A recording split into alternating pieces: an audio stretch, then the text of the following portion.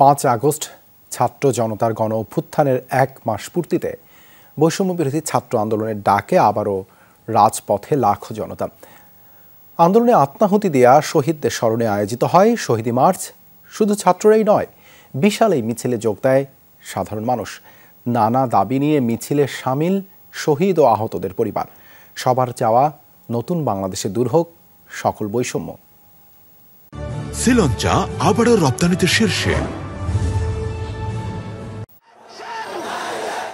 শোক ছাপিয়ে এই পদযাত্রা অর্জন ছাপিয়ে প্রতিজ্ঞার, প্রত্যয়ের। ঢাকার রাজপথে লাখো ছাত্র জনতার ঢল, যার শুরু আছে নেই শেষ। কে ছিলেন না এই মিছিলে? ছাত্র, শিক্ষক, অভিভাবক, সাধারণ মানুষ কে নেই? যোগ দিয়েছেন আন্দোলনে প্রাণ হারানো শিক্ষার্থীদের পরিবার।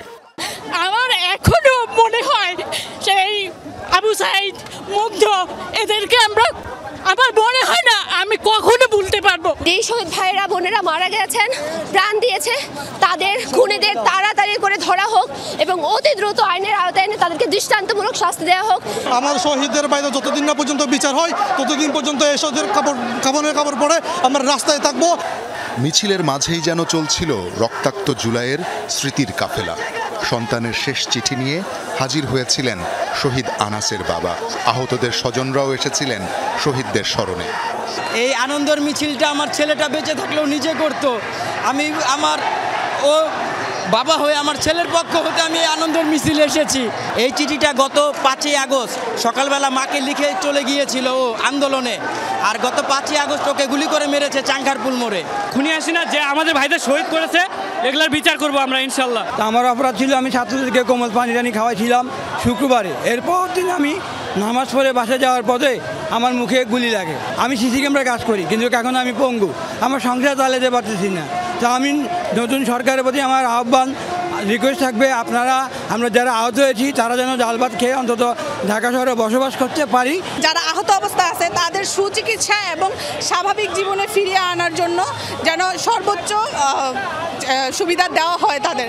টিএসসি থেকে যে মিছিলের শুরু, সেই কাফেলা পায়ে হেঁটে পাড়ি দিয়েছে প্রায় 12 কিলোমিটার পথ। কিন্তু কোনো ক্লান্তি নেই, কারণ সবার জানা নতুন বাংলাদেশ গঠনে পাড়ি দিতে হবে দীর্ঘ পথ।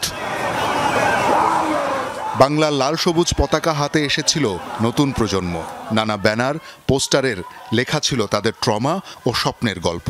সেই নবজাগরণের ক্ষণে গাজায় ইসরায়েলের গণহত্যার কথাও স্মরণে ছিল কারো কারো। তাই দেখা গেছে ফিলিস্তিনের পতাকাও। শহীদি মার্চ যখন শহর প্রদক্ষিণ করছে, তখন কেন্দ্রীয় শহীদ মিনারে অপেক্ষা করছিল হতাহতদের স্বজনরা, যাদের ডাকে ঘর ছেড়েছিল প্রিয় স্বজন। সেই তরুণ তুর্কিদের বরণ করে নেন তারা। আমি চাচ্ছি যে এটা একটা সুষ্ঠু তদন্ত হোক এবং বিচার হোক। আমার ছেলের কেন নিষ্প্রাপ এইভাবে চলে গেল। সবার প্রত্যাশা, আগামীর বাংলাদেশে থাকবে না কোনো বৈষম্য, ভেদাভেদ, যেখানে আর কখনোই মাথা চাড়া দিতে পারবে না স্বৈরাচার। গড়ে উঠবে 18 কোটি মানুষের স্বপ্নের বাংলাদেশ। শওকত মঞ্জুর শান্ত, যমুনা নিউজ, ঢাকা।